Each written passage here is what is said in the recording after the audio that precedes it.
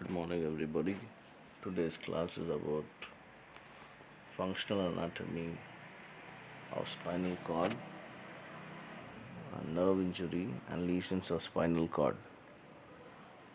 As you all know, we'll be dealing about physiological anatomy, that is the gross structural anatomy, cross-sectional anatomy, a overview about the tracts, which can be ascending and descending tracts, and the remaining functions of spinal cord, whether it is sensory, motor, and integrative. So, it's the terminal part of the central nervous system. It extends superiorly from the lower border of the medulla oblongata at the level of the foramen magnum to the and it terminates into the lumbar region, and the lower part of the spinal cord is conical. It terminates in first and second lumbar vertebrae. It's a cylindrical structure with length of 45 to 50 centimeter with diameter of 2 centimeter. Functionally, it has the alpha motor neuron, which is the final common pathway for all motor signals from the higher centers, and also common pathway for transmission of all somatic and visceral sensory signals to higher centers. So this integration of the spinal cord is necessary for sensory and motor because it is the final common pathway. It has intrinsic motor and integrative functions. It's not a simple conduction pathway for sensory and motor outputs. So this is what the structure of the spinal cord, which has two enlargements, and it extends from the lower end from the foramen magnum, from the continuation of medulla oblongata it terminates in the lumbar region, and it is conical as it is covered by three matters. The conus medullaris is attached to the coccyx by prolongation of pia mater, and it is called filum terminal, that is the terminal filaments.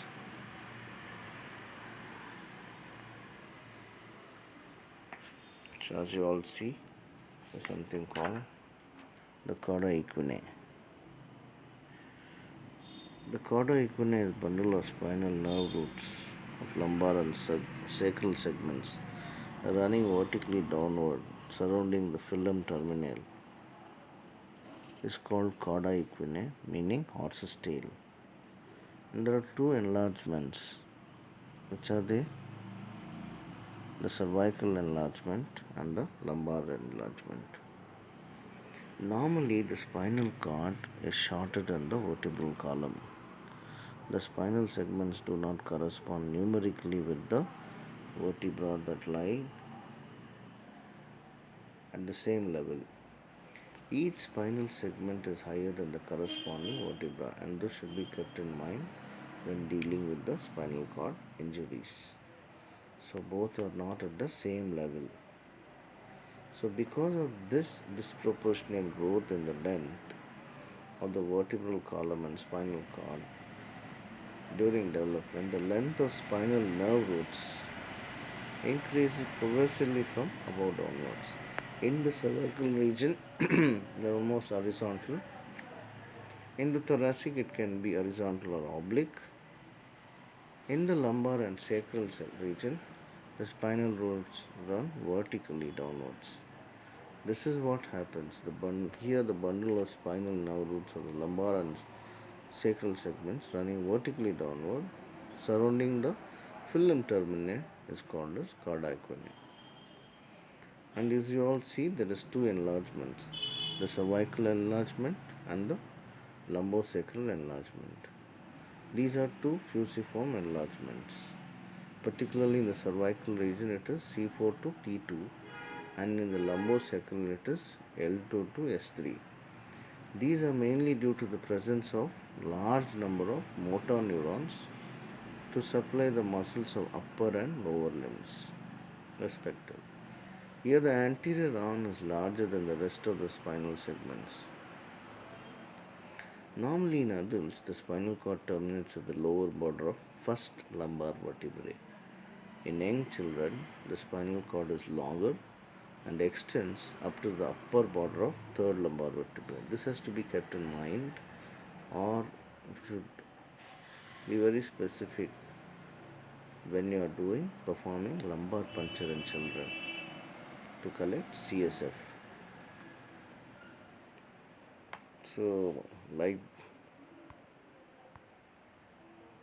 it is situated within the spinal cord or the vertebral column, extends from foramen magnum to first or second lumbar vertebrae, but in children it is around the third lumbar vertebrae.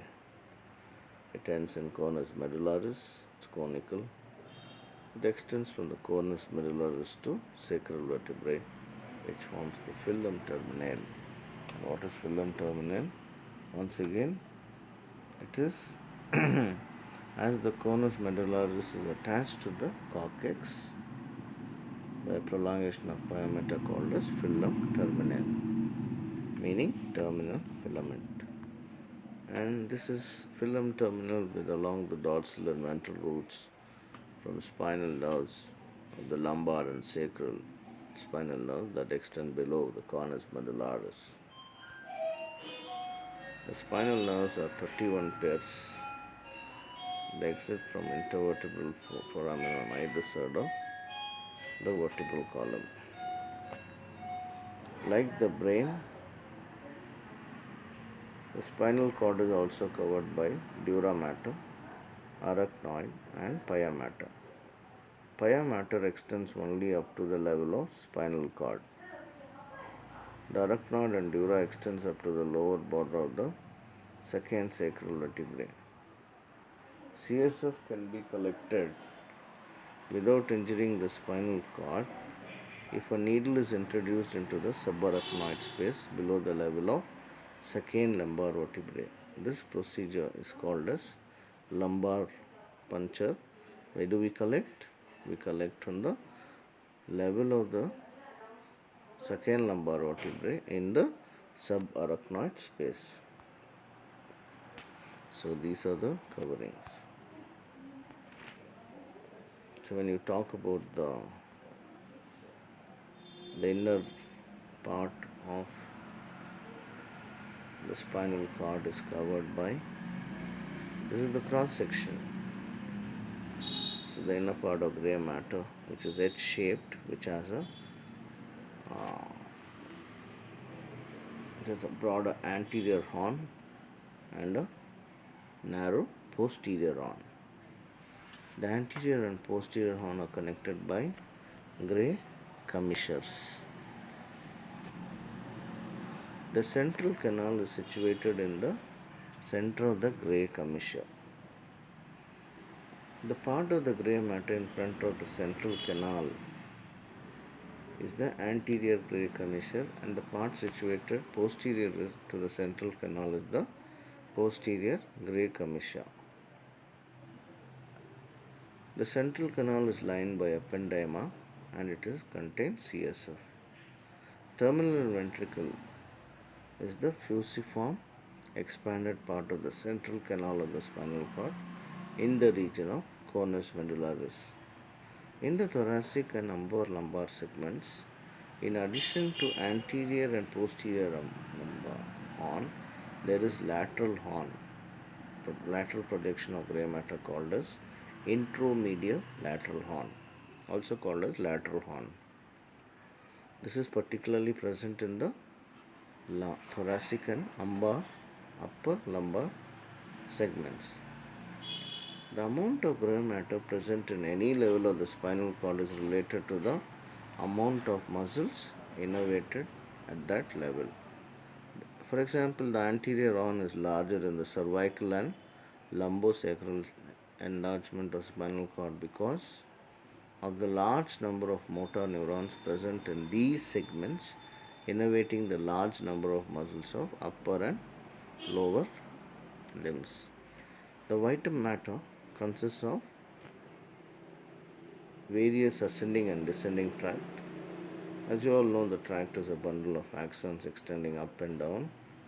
The sensory tracts or the ascending tracts consist of axons that conduct impulse towards the brain and as sensory, whereas the descending tracts are always motor. So this is Bell-Megendy's law.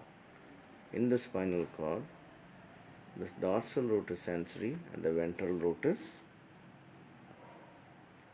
and you can also see the funiculus. The white matter is divided into three broad areas: the anterior funiculus, the posterior funiculus.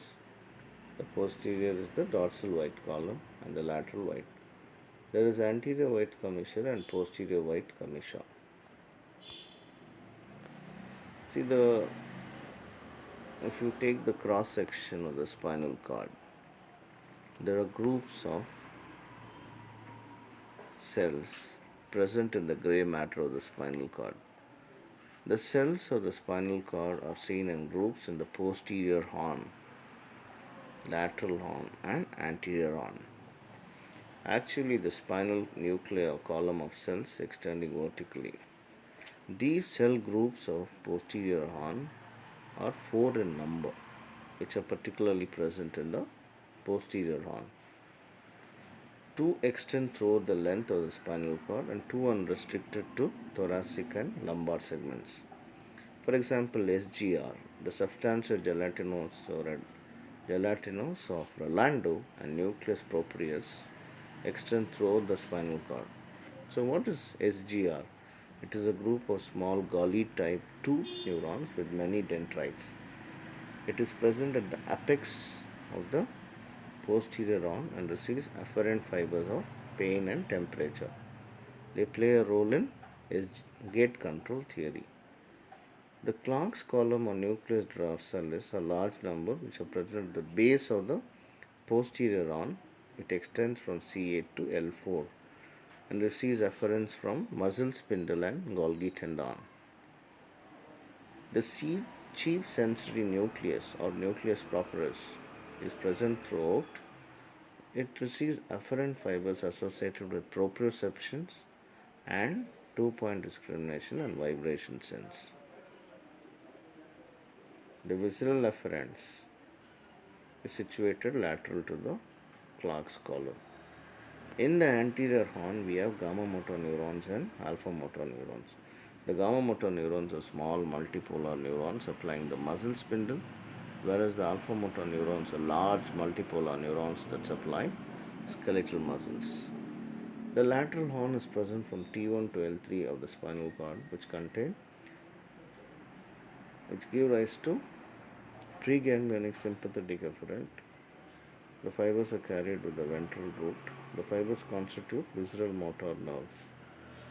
Similar group of neurons, that is the S, are present in sacral segments, that is S2, S4 of the spinal cord, which give preganglionic parasympathetic, and they form the pelvic splanchnic nerves.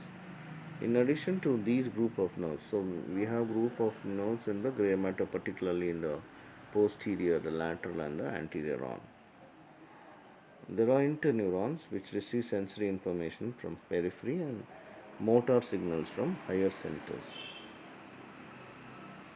So one important thing in the structure is, in the anterior white commissure, there are crossing of nerve fibers. So to understand this in a more representative way, we have what is called as the Rex lamina of spinal gray matter. In 1952, Rex classified the gray matter into laminations called as Rexed laminae. It is numbered from 1 to 10. There are 7 laminae in the dorsal horn, with 1 being the most superficial and 7 the deepest. Lamina 2 and part of lamina 3 constitute SGR, that is substantia gelatinosa of Rolando. Lamina 7 is composed of preganglionic autonomic neurons. Lamina 9 is composed of alpha and gamma motor neurons. and similar interneurons. Lamina 10 forms the gray matter around the central canal and consists mainly of neuroglial cells. So we need to understand what is the different. So ons contain 1 to 6, that is 1 to 7, and the one gives rise to pathway arising from the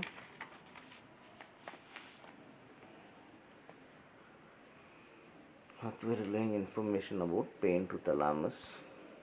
Lamina 2 and 3 are concerned with substantia gelatinosa profunda.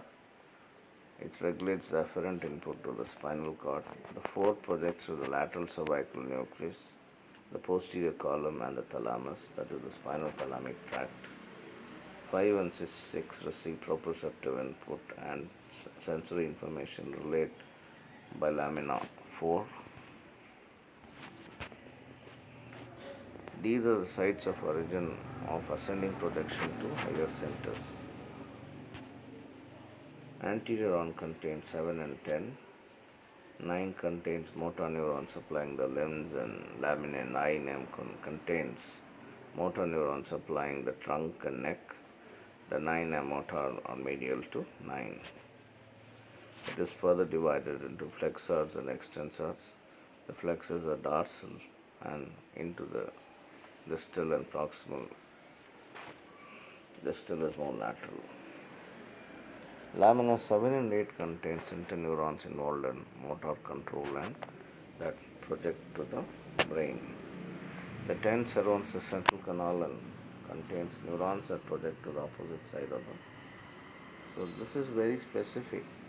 If you take the lamina 1, 2, 3, it's concerned about the pain and temperature. And there are different divisions of the spinal nerves. The sensory part, the sensory information enters to the spinal cord through the dorsal root. The ganglion which is present, the cell bodies of these nerves come together to create the dorsal root ganglion and the dorsal horn of the column information. Here the information enters the spinal cord at the dorsal horn. The ventral division where the motor commands leave the ventral root and go to the muscles. The ventral horn of the column, here the information passed from the brain to the spinal cord and then from ventral root to the extremities. So this is what is the thoracic segment, which has intermediolateral horn. The C1, which has the enlargement more of gray matter, and the S2. So each of these areas have different shapes of gray matter depending on the functionality. That is, more the gray matter, larger they are supplying the roots unite into the spinal nerve. The spinal nerve exits through the intervertebral foramen and split into branches or rami. The dorsal rami and ventral rami, these are the regions of skin supplied by a spinal nerve, which is called as dermatome. So this is what you can see how they leave the intervertebral foramen. So the spinal nerve exits through and is split into branches. So we have dorsal rami and ventral rami.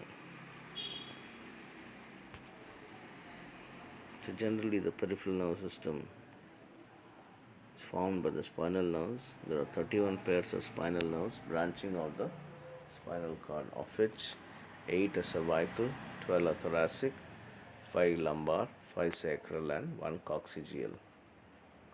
So this is the dermatomal map where a spinal segment can be seen, which is nothing but the area supplied by the area of the skin supplied by a single spinal segment is called as dermatome. The group of anatomically and functionally related skeletal muscles supplied by a single spinal segment is called as myotome. So these are the ascending and descending tracts, how in each of the areas of the brain in the spinal cord it is. So you can see the medial reticulospinal, the lateral reticulospinal, the rubrospinal, The lateral corticospinal, they are present in the lateral and the posterior part of the white matter. Lateral spinothalamic, the ventral spinothalamic, posterior and anterior spinocerebellar. So the general tracts of the spinal cord are, we have the dorsal column, also called dorsal spinothalamic, with the tract of Cal and Bulldog, cuneatus and gracilis. The lateral spinothalamic, the anterior spinothalamic, posterior spinocerebellar, and this is the fastest tract, moves at a speed of 120 meters per second. The anterior spinocerebellar. The tracts which are descending are the corticospinal, which is divided into the lateral corticospinal and anterior corticospinal. From the red nucleus we have rubrospinal. From the reticular formation we have the reticulospinal, medial and lateral reticular. From the vestibular apparatus we have vestibulospinal, and tectum we have tectospinal. So normally this is the way. As they enter the posterior root ganglion, they form the synapse. They ascend to the dorsal horn, if it is a dorsal column, or if it's a lateral spinothalamic, they cross in front of the central canal towards the lateral part of the spinal cord, and they assert with the 2-3 tracts. If there are more than 2-3 tracts, it forms lemnisci. Through the midbrain, it enters the thalamus, which is the sensory relay station, and it is projected onto the sensory area, the sensory cortex, which is the somatosensory cortex. You can see the dorsal canal tract, how it is formed from the area 4, 6, 8, and it almost forms a corona radiata. And then in the midbrain, in the pons, it is scattered, forming brachium scantus. Below the medulla, it crosses 85% crossover, forming the lateral spinothalamic. The remaining 15% form the anterior corticospinal tract. So lateral corticospinal and anterior corticospinal tract, which is concerned with fine skilled movements. So general functions of the spinal cord are transmission of sensory input to higher centers. Normally, the motor function, the transmission of motor commands from higher centers to all parts of the body, and the integrative function, which is concerned with the spinal reflex, particularly the micturition. The next topic is nerve injury.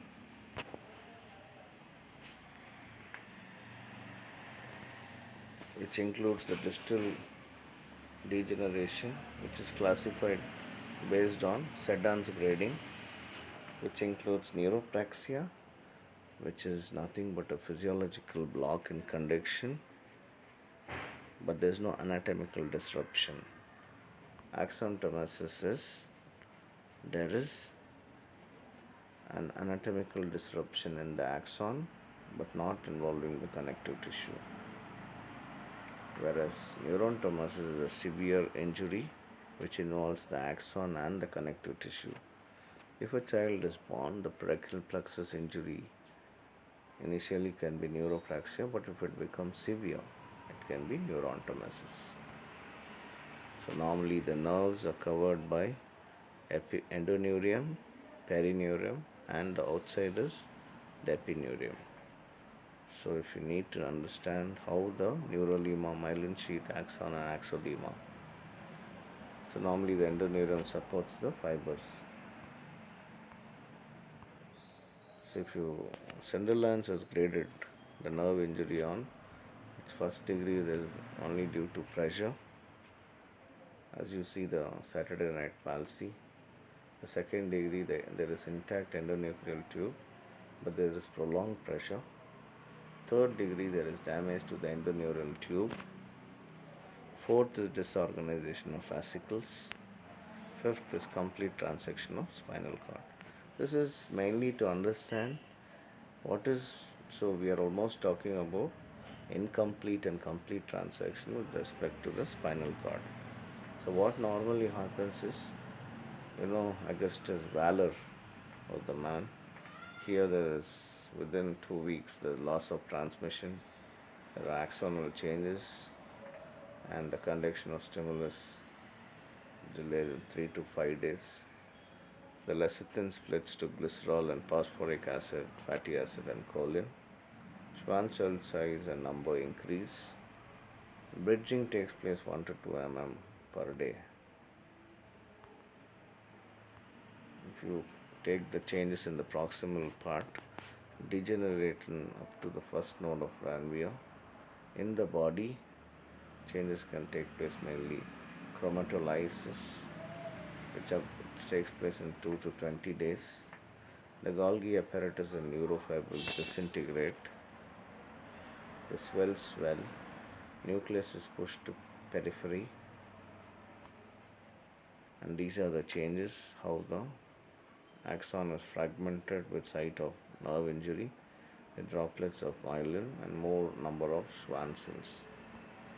Regeneration is that this technique is mainly based on what is called March's technique. In regeneration, the following changes occur.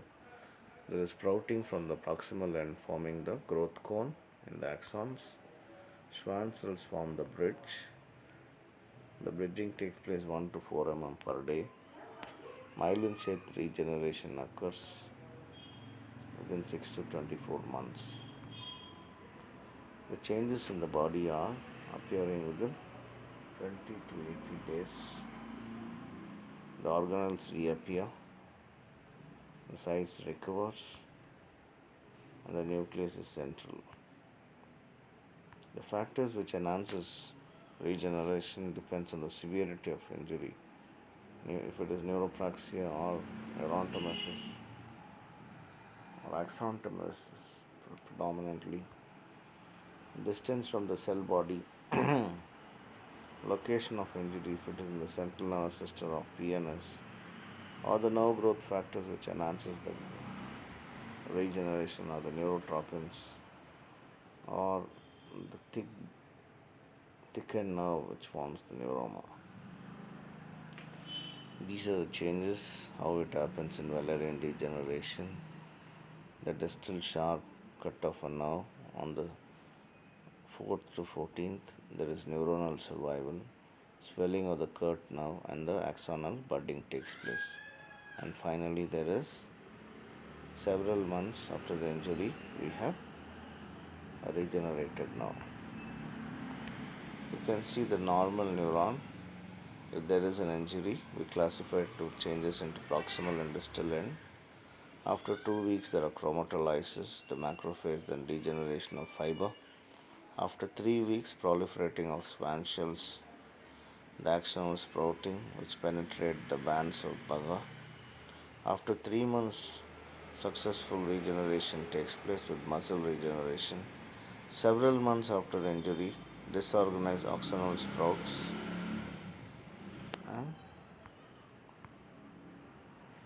So epineural neuroraphy is what is perineural neuroraphy. So intervesicular nerve grafting. These are the 3 techniques which enhances the nerve to be sutured. The nerve graft sutured in place. They are placed in nerve ends. So as we go on to the nerve, the injuries which has to speak to the dorsal nerve root. Here we have, if there is injury to the dorsal nerve root, there is segmental loss of all sensations, segmental loss of reflexes in the segments, and hypotonia with incoordinated voluntary activity. There will be sensory ataxia but no paralysis. So these are diseases affecting spinal cord.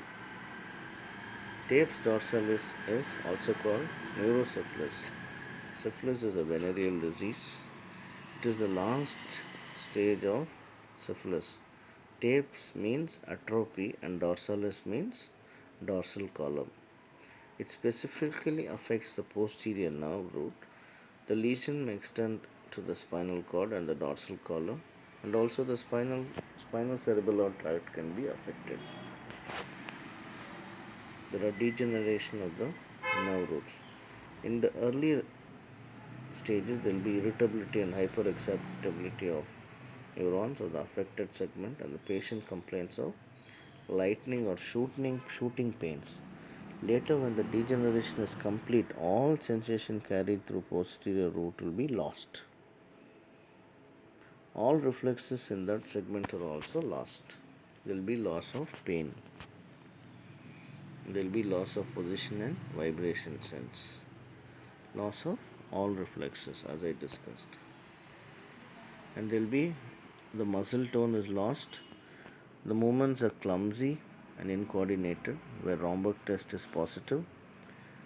The painless degeneration of joints called as Charcot's joints, and there can be patient does not feel pain, so there are trophic ulcers.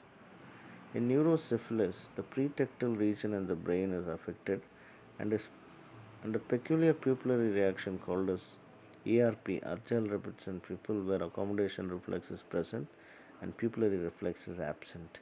Here the pupillary, so we need to understand Tape's dorsalis is atrophy of the dorsal column. What is shringomelia? Shrinks means cavity. It is a disease that affects the gray matter of the spinal cord, mainly the overgrowth of glial tissue with cavitation in the central gray matter. It is due to proliferation of neuroglial cells, and the proliferated tissue undergoes degeneration and cavities are formed around the central canal filled with gelatinous material. The crossing fibers are mainly affected, the lateral spinothalamic tract. There will be unilateral or bilateral segmental loss of pain and temperature. Only crude touch is affected. This is known as dissociated sensory loss, forming dissociated anesthesia. If cavity formation extends to anterior horn, then there will be segmental motor loss or of element type. There can be involvement of other tracts. So what is complete transection? The complete transection, the common causes are the gunshot injury, the road accidents or infection like transverse myelitis. So first is gunshot injuries, second is road accidents, third is infections like transverse myelitis. Here all the ascending and descending tracts are cut and alpha motor neuron of that segment are also damaged. So there will be complete sensory and motor paralysis below the level of lesion. So below we have upper motor neuron type of paralysis. At the level of the lesion, paralysis is of element type, or that is lower motor neuron type, because the reflex arc is disrupted due to damage of alpha motor neuron. If the section occurs at the cervical level, there will be complete loss of motor function below the level of the lesion, which involves all the four limbs, and this is called as quadriplegia. If the section is at the lumbar region, the lower two limbs will be paralyzed, and the condition is called paraplegia. The patient feels cut into two. He feels himself is cut into two halves. The eye functions are normal and the mind is clear. So complete transaction involves stage of spinal shock, also called as stage of flaccidity, stage of reflex activity, and stage of failure of reflex activity or degeneration. So what is stage of spinal shock or stage of flaccidity? This stage is seen immediately after the injury. Complete flaccid paralysis of muscle below the level of the lesion, and there is loss of muscle tone. So there is flaccid paralysis of the muscle with atonia, that is there is no muscle tone and reflexes are lost. So what reflexes are lost? All the somatic, visceral and vascular reflexes are abolished below the level of the lesion, level of the section. The vascular smooth muscle loses its tone and the fluctuation in blood pressure is seen. Micturition and defecation reflexes are also lost. There will be severe constipation with incontinence of bladder, with loss of sensation and urinary retention.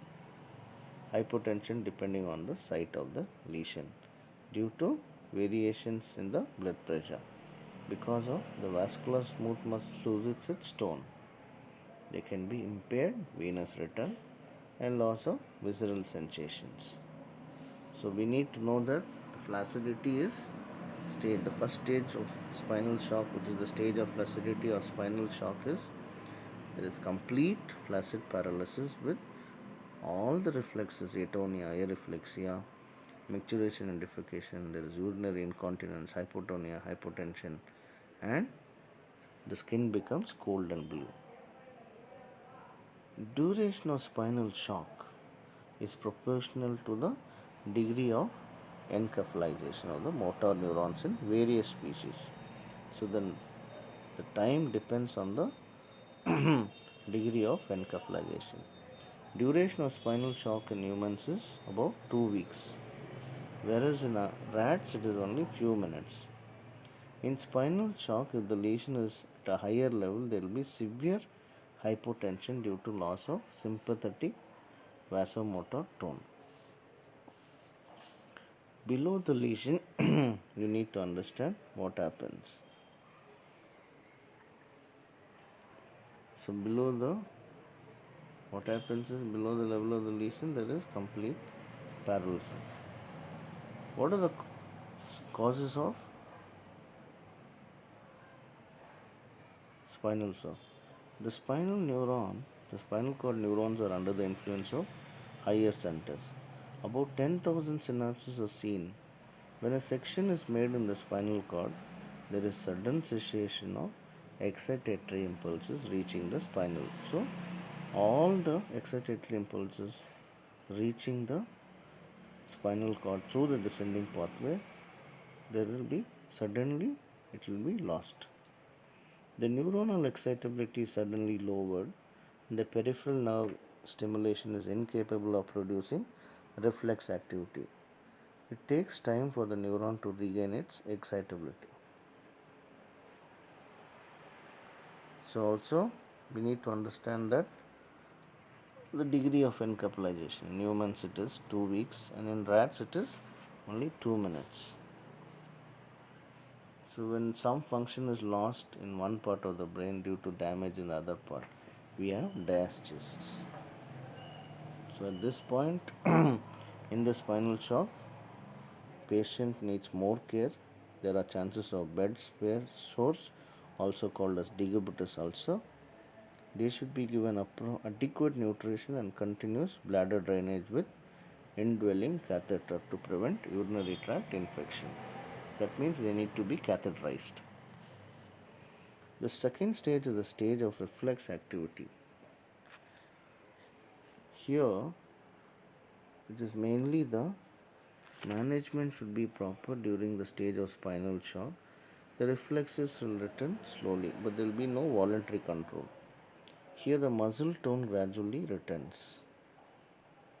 First, in the flexor group of muscles, the patient assumes an attitude of flexion, and this is called a paraplegia of flexion. In about 6 months, the extensor tone returns, and this is paraplegia and extension. So what happens?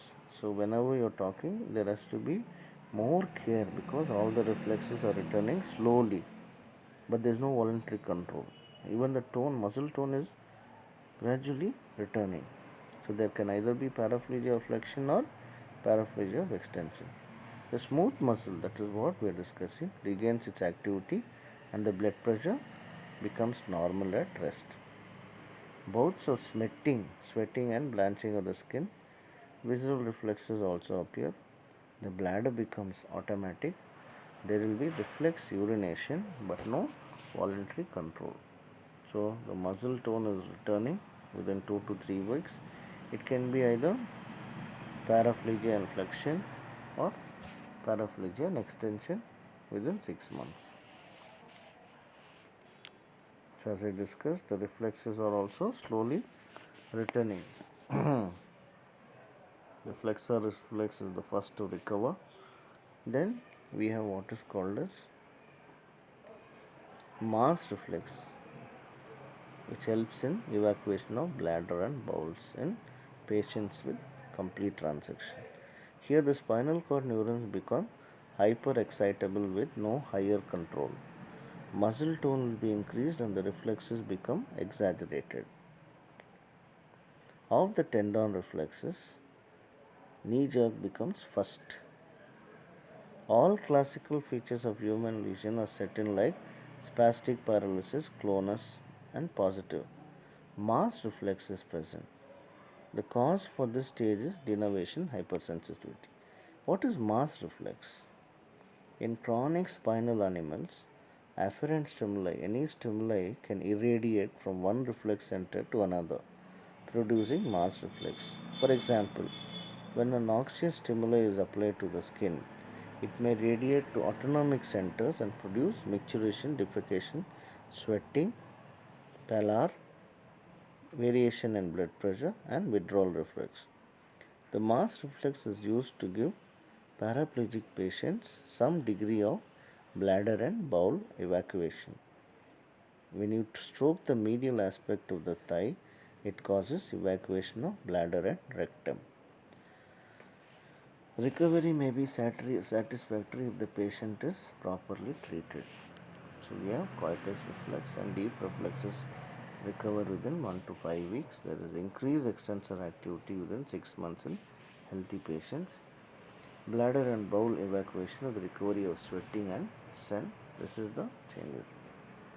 If there is failure of reflex activity or stage of degeneration, here if the management is poor, the patient goes to the stage of degeneration. There can be infections due to decubitus ulcer. There is no Mars reflex, flaccidity and wasting of muscles. So there is bed sores. Here what happens is these ulcers get infected mainly due to malnutrition. Tissue including bone breakdown occurs and calcium is released causing hypercalcemia, hypercalciuria forming renal stone result. There can be septicemia and uremia finally leading to death. So the 3 stages of complete transection are stage of spinal shock of flaccidity, reflex activity and stage of degeneration if not treated properly. In stage of spinal shock we have complete flaccid paralysis where all the reflexes are abolished and there can be incontinence and variation in blood pressure. Duration of spinal shock is proportional to the degree of encephalization. The causes we discussed. If it is treated properly and adequate nutrition, the stage of reflex activity will return slowly with reflexes and there will be tone, muscle tone also returning back with Mars reflex. If not treated, we into failure of, which is the stage of degeneration. Above the lesion, there is no deficits. At the level we have element type,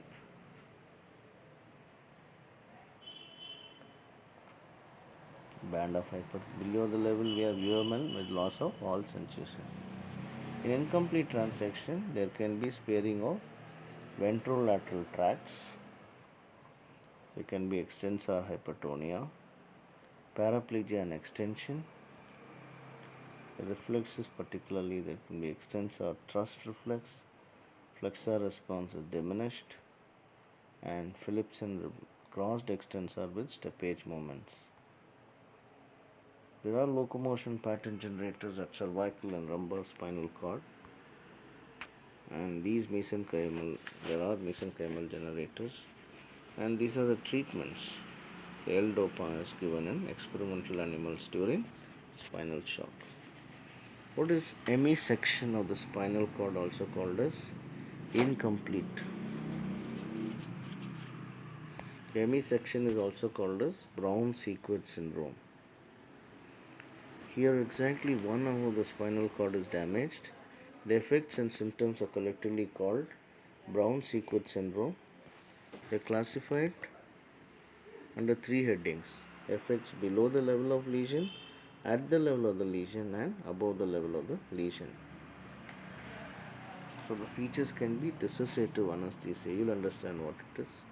The changes are below the level of the lesion, at the level of the lesion, and above the level of the lesion. So hemisection of spinal cord is Brown-Sequard syndrome. At the above the level of the lesion, we have there will be no deficits.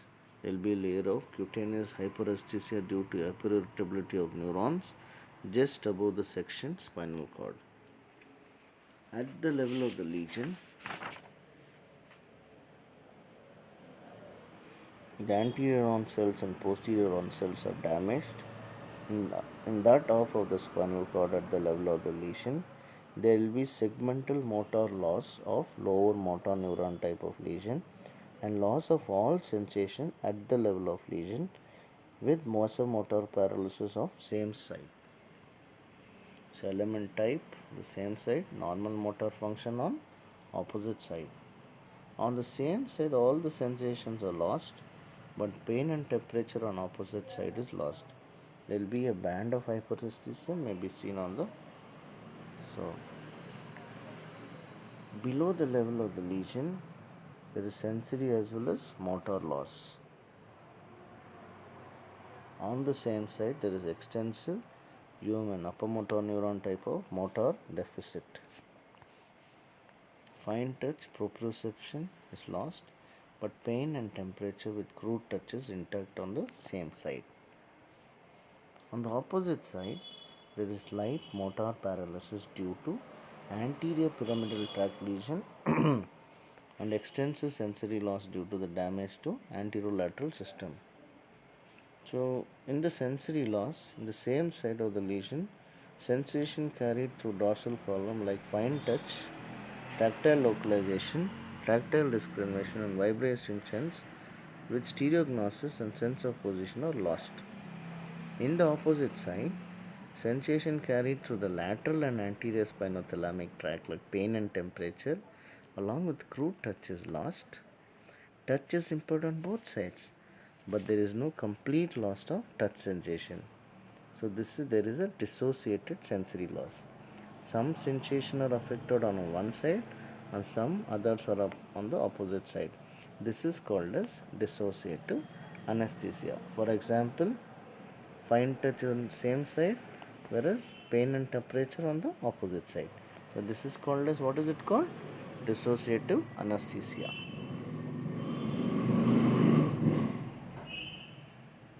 So we have understood everything.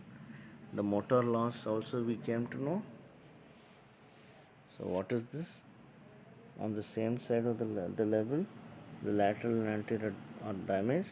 80% of the motor losses on the same side because 80% crossover at the medullary level, 20% of the motor loss on the opposite side. The muscle becomes hypertonic, tendon reflexes will be exaggerated and vasomotor reflexes are lost on the same side. The complications of spinal cord transaction are all immobilized patients develop negative nitrogen and catabolize large amounts of protein. So there can be ulcers, they are prone for infection, hypercalcemia and hypercalciuria. The stones and stasis of urine due to bladder paralysis predisposes to urinary tract infection. There are treatments like with large doses of glucocorticoids with ganglioside M1, GM1. There is a drug called as baclofen, which is a GABA receptor agonist, which crosses the blood-brain and facilitates inhibition of pain. The most important aspect of treatment is giving patient proper nursing care. We need to take care of the infection and bed sores. Keep turning them regularly. In paraplegics, quadriplegics, in Brown-Sequard syndrome or complete transaction for a better recovery.